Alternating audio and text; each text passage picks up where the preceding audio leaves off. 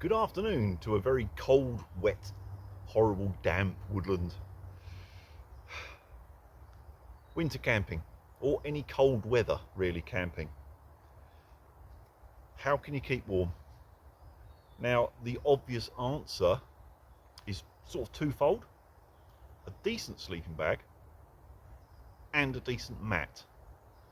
Now, the two, I would say, are about 50-50. You can have the best bag in the world. If you haven't got the insulation under you, you're going to be cold. Equally so, you can have a very good mat with the wrong bag. You still might get chilly. Probably not as bad though, you'd be surprised. A massive amount of heat loss is to the ground. So, the simple answer is a really good, well insulated sleep mat. The problem with that is they're very expensive. They really are. I have got one now, and now I've got one, I wouldn't go back.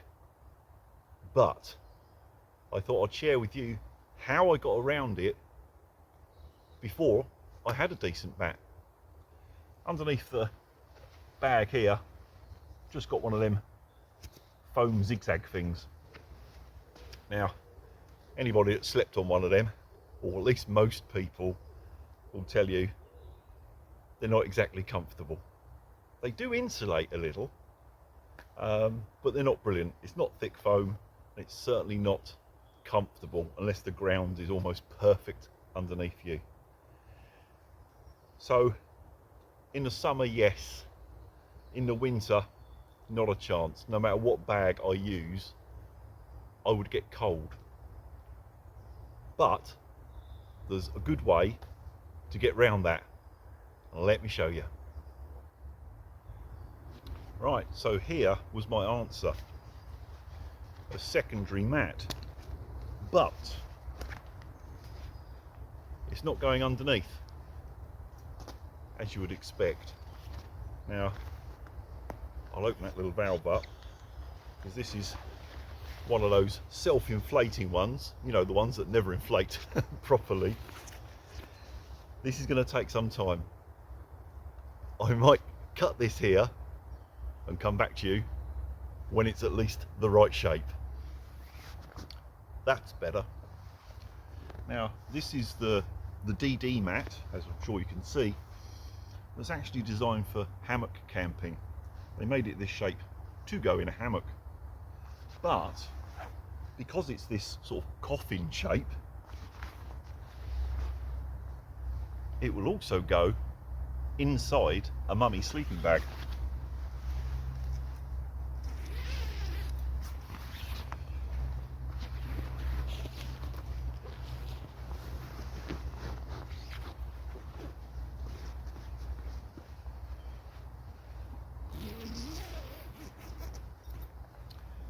Now, this works well as long as your bag is reasonably generous sized.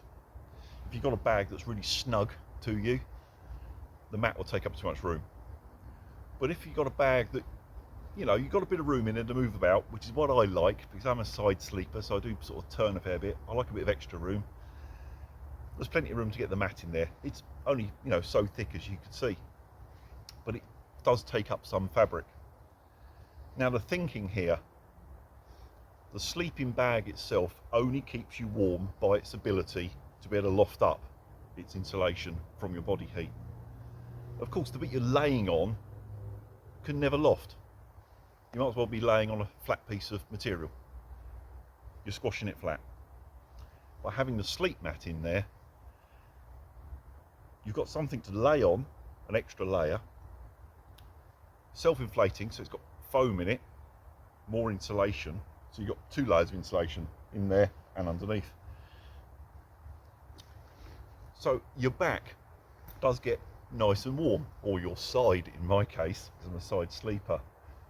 The sleeping bag lofts, takes care of the space over you and helps with the heating of the air around you, but the mat keeps the warmth under you and stops the ground dragging that warm air down. It's amazing how the ground could just sort of like suck the heat out of you. So that was my answer for years for cold camping. And to be fair, I never got cold. I still wasn't particularly comfortable because, as I say, the inner one there is only this thick. Got the little foamy zigzag underneath, which is very thick at all. So it's still not a massive thickness underneath you. And anybody that's a side sleeper will tell you hip, shoulder, it's where you start to feel the pressure points on the floor. I've used the cheap air mats that are nice and fat. They're nice and comfortable, but it is just air. There's no insulation in there.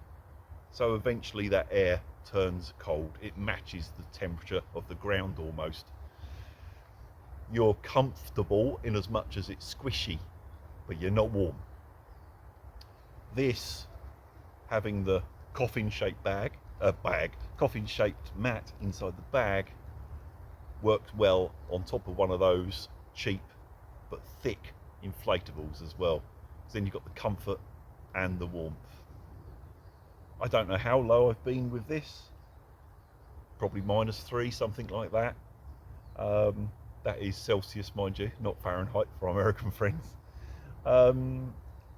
It's worked well for me. Not an ideal solution, but if you haven't got £150 plus to spend on a high R rated insulated mat, these coffin shaped ones from DD, from memory, I think they're about £25. They do make two sizes, the regular like this and an XL. The XL is too big to do this with, it's too wide. It's definitely hammock only. But for this application, even though it's narrow as a sleep mat, it's not really wide enough. But for going inside the bag, on top of something cheap underneath you, it's a good compromise for about 25 quid. One other quick thing that I'll mention just before that rain starts again. Another advantage, having the mat inside and it being sort of smooth and shiny, when you go from your back to your side, you're turning over, it's very easy to slide on it, sort of thing, to turn without rolling the bag to and fro. So your bag stays the right way round. Some people don't mind rolling the whole bag. The only thing against that is sometimes you'd end up with the zip underneath you if it's a side zip version. The other thing is, on some bags, because the top is the main insulation, as we've said, the back doesn't really do anything, they actually put a larger percentage of insulation in the front, the top, than they do underneath, because the underneath is a bit pointless. If you were to roll the whole bag, you get that less insulated part of the bag then exposed to the elements, to wind, that sort of thing. You could end up with a cold back and a warm front. Strange situation. So having the mat in there does help you move about, but the bag stays flat and it tends to stay put on the mat that's underneath as well. I know before on narrower mats that I've had underneath, I've moved about a lot in the night. I sometimes would wake up with like cold knees because I'd actually ended up off the bag slightly, sort of diagonal, and my knees were on the cold floor. Having that in there, I move about and I move about on the mat, the bag stays flat. It's just another plus point really.